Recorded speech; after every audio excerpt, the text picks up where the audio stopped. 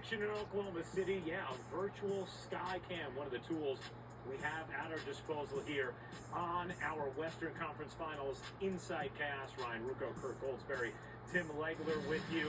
Now, Kirk talked about how excited he is to see you put on the goggles, go virtual reality. And I know one of the ways you're going to do that right now with his legs is taking a look at SGA, his impact, and what we can look forward to from him in this series. I'm going to check in with my avatar. I call him DC96, and we're going to check in with him right now. Fortunately, he doesn't have to guard Shai Gilgeous-Alexander, but he certainly can explain why it's so difficult to do so.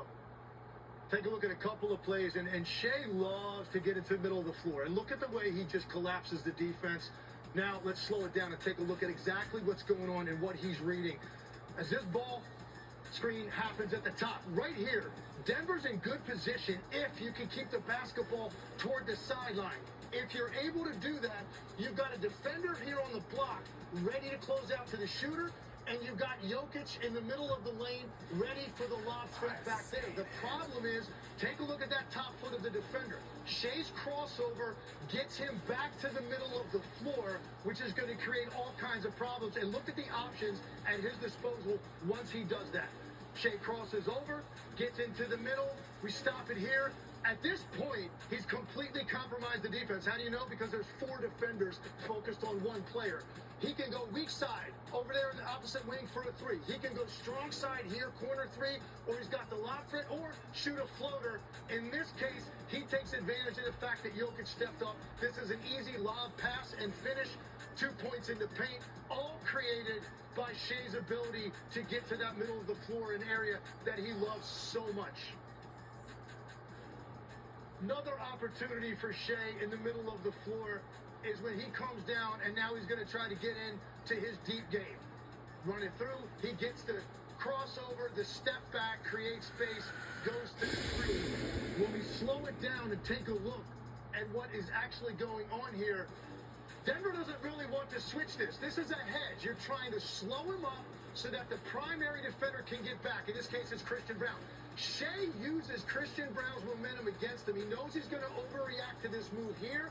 That's when he sets him up with the crossover. And as he separates, going back to his left again to get to the middle of the floor, the area he likes the most, take a look at how far back Christian Braun is. All his weight shifted. That's about 8 feet of separation. Shai Gilgeous-Alexander gets into the 3. He's taking more and making more at a higher percentage than he ever has throughout his career. Shai Gilgeous-Alexander, again, watch him tonight operating in that middle area of the floor, whether it be for the mid-range jumper, the deep shot, or as a playmaker. Hey, we're not just going to be watching SGA operate. We're going to be watching you operate. That was fantastic. Legs' avatar up there, too. So that's some of our immersive VR technology. And then, Kirk, we have your really cool shot bot. It's a completely different look at shot charts. And I know one of the guys who you're really focused on in this series is Julius Randle. Julius Randle is one of the keys to Game 1 and this whole series. He was marvelous last round. This animation, this shot bot animation, shows you not just where, Ryan, he scored those points, but a little bit about how he scored those points versus Golden State in round 2. What's the takeaway? This dude was feasting in the paint. He averaged over 15 points per game in the paint alone. That was huge for them. If he could do that again, I like Minnesota's chances to win a game in Oklahoma City. But guess what? Oklahoma City just happens to have the best interior defense in the whole league. They are going to have their sights set on shutting down those exact types of opportunities from Julius Randle. We're going to be monitoring how effective that dude is in the paint and close to the cup tonight. Well, these are just a couple of the tools we'll have at our disposal throughout the course of the evening on the Inside Cast.